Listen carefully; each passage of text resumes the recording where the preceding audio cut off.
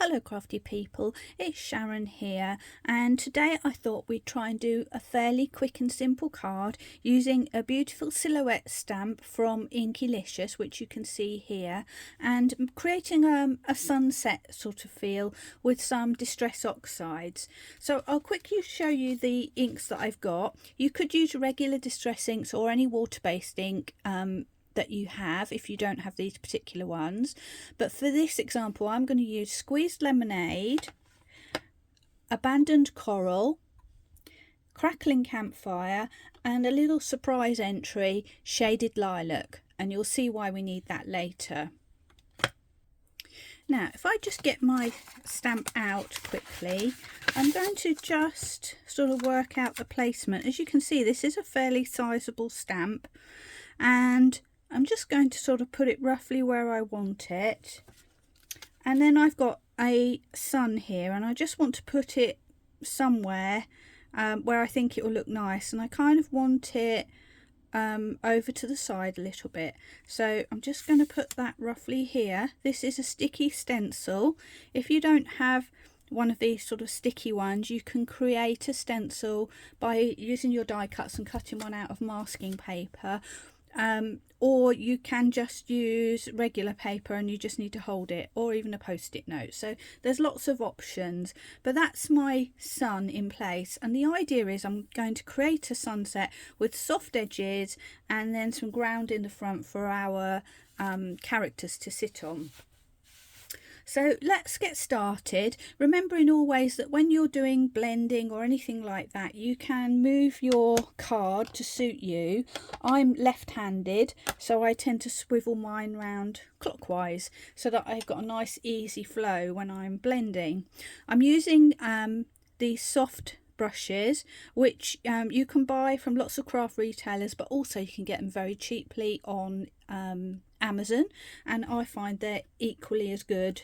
So you could save yourself a lot of money just by getting some off Amazon or something like that. So let's begin, and it's important when we're doing blending that we have a little bit of card to blot onto. So I've got a tiny bit here, look at that.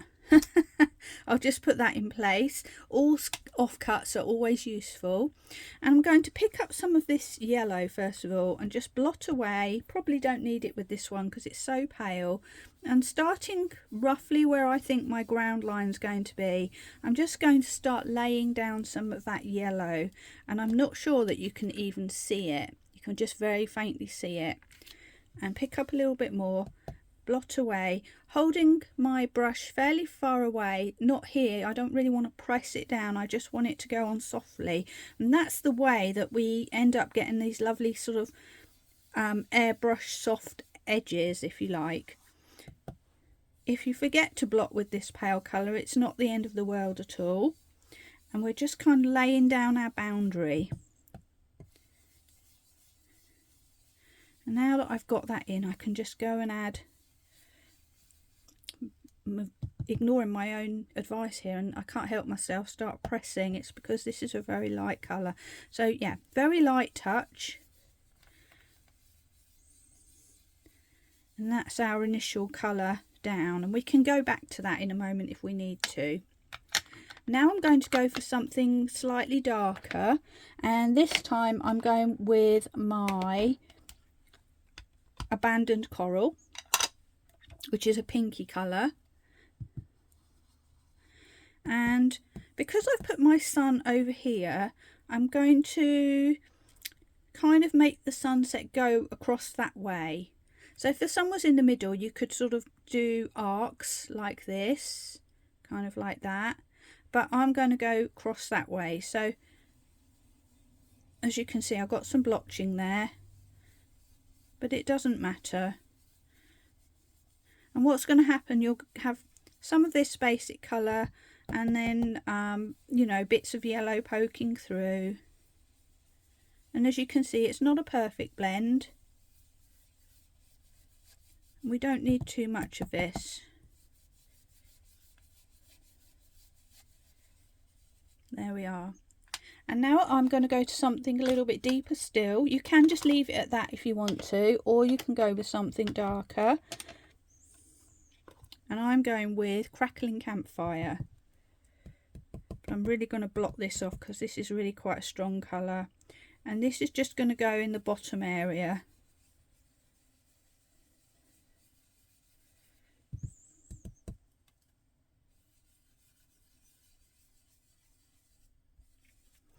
And that's all of a sudden started to fade out my sort of amber colour, my coral colour. So I'm going to come back with the coral. I'm just going to add some more of that in. And maybe a bit more of my yellow. So I'm just going backwards and forwards, and this is just taking just a minute or two really to create this effect. Let's go back with that yellow. Just give that some more depth. Now we're ready to remove our little sun. And we've got a very white looking sun there. So what we're going to do is take our yellow brush, and with that residue, just go around the edges of that just to soften it.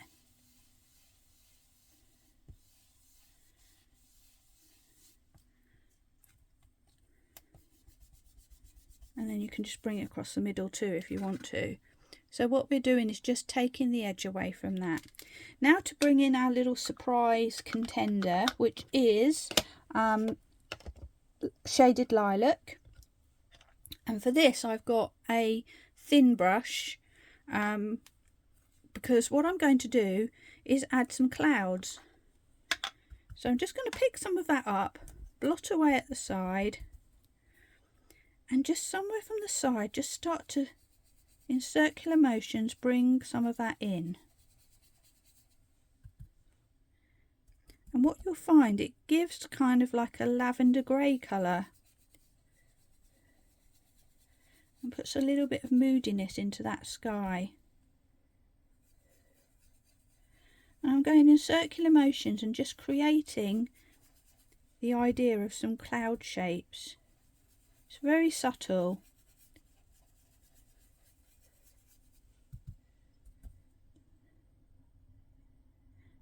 Maybe we'll do a little bit more up here. Well, that was a bit of a hard one, harsh, but never mind, it will come out fine.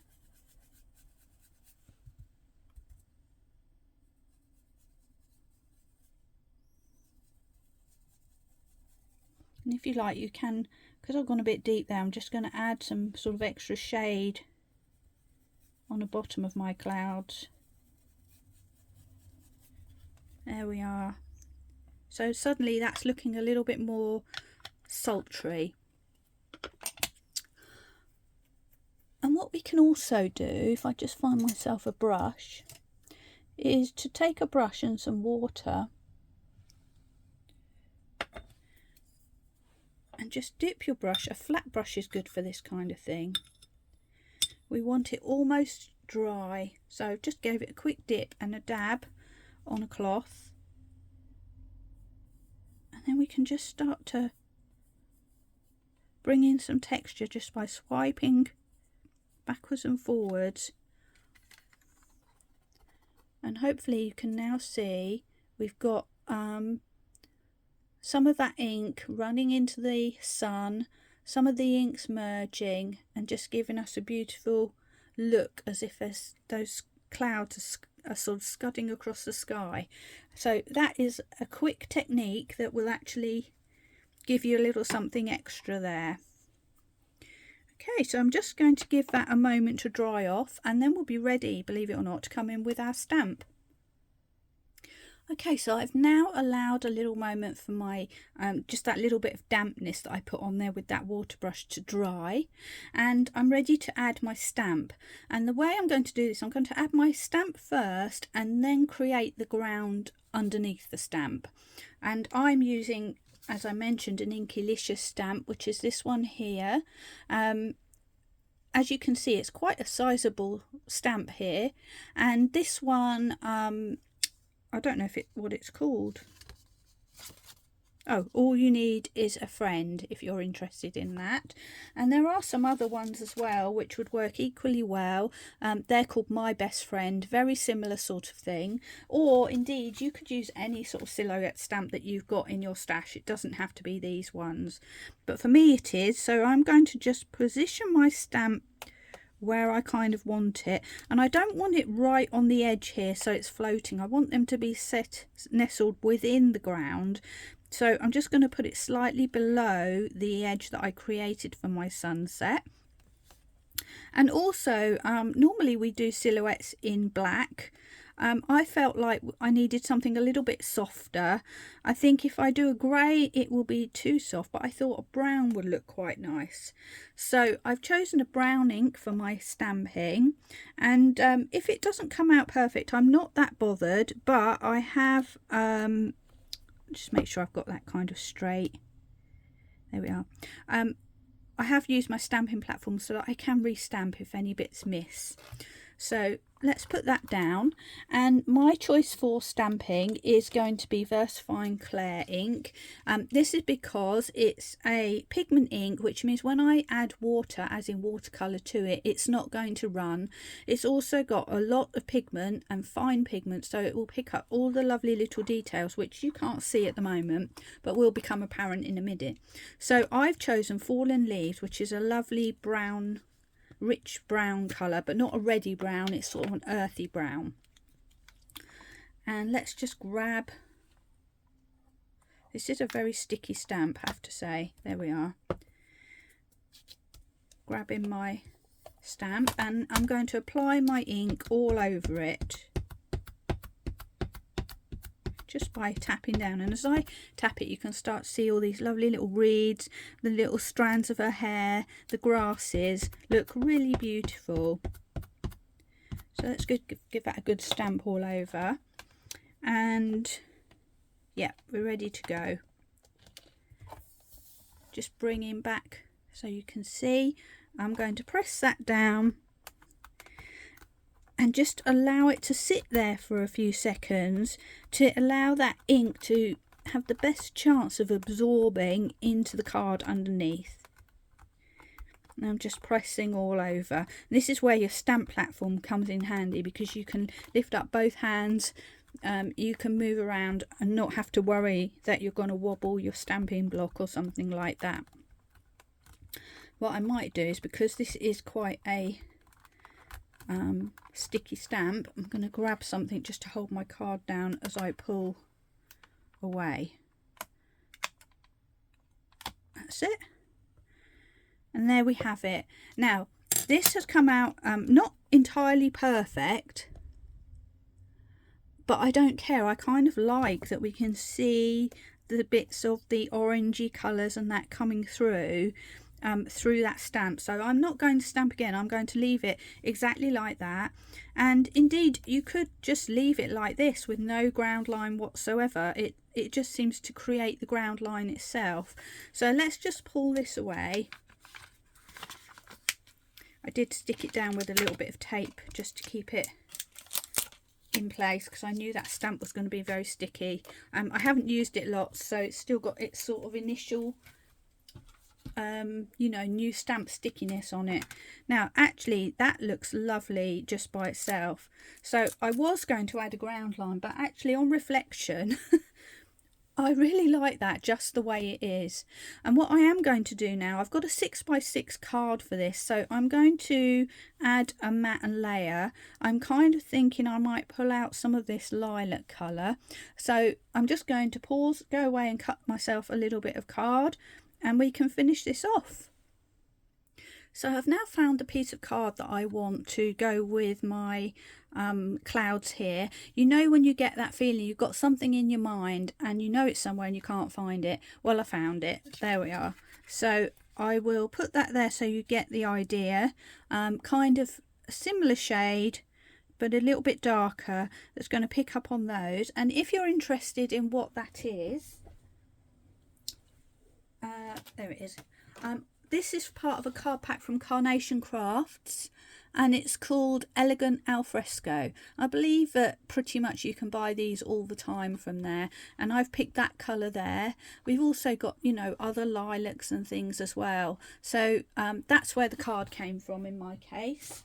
And I'm just going to take my glue and just give that a stick down. And you know, we could add some doodling around the edge as I normally do to frame it, but on this one I just feel like I want to keep it really nice and clean and simple, because it kind of gives a message of just purity and simplicity. I don't know, the love and connection a person can have with their pet. So that's kind of speaking to me with this one, and that's how I'm going to leave it. So let's just put that down. You can use double-sided tape to stick down your layers if you want to. For me, I'm a nightmare at getting things straight first time, so I like to use a wet glue, which will give me a little bit of wiggle room. And when I say wet, we mean slightly wet, not too wet. So for me, I find that this Pinflair book binding glue is really good to use, because it gives you a little bit of wiggle room but doesn't buckle up the paper as it dries, because there's some water but not too much. So you know, you just find what suits you. And I've got my 6x6 card. This one happens to have a little bit of texture on, which is quite nice. And so I am going to add this onto here, and that will complete this card. So as you can see, a really quick card, very simple techniques, but giving lovely results, which will be different every time. And I think if you like it, what I might do is just create some more of these kind of cards, perhaps bringing in some water and things like that, and different kinds of stamps and things, just so that we can play with this in different types of day. Maybe a stormy one, how would that be? That'd be quite good. Just really, you know, trying out different techniques or variations of this very simple technique. So that's the card. Let me just bring in a bit of blank card so that you can see it a little bit better. And there we have it, one very simple, quick and easy card, which takes probably about 10 minutes to make from start to finish, but gives a really beautiful and classical effect that could be used for any occasion really. I hope you enjoyed this, and thank you for sticking with me to the end if you have indeed done so. I will be back again probably next week with another video, something a little different from this week's version, so please come back and check in with me. And meanwhile, if you like what you see, please go back over my archive where there are over 100 videos of all sorts of paper crafting techniques that you might enjoy, and if you like them, please subscribe to me so that you can continue to see my free and easy lessons coming up on your feed. But that's it for me for now. Thanks for joining me today, and I look forward to seeing you back here sometime again very soon. Bye.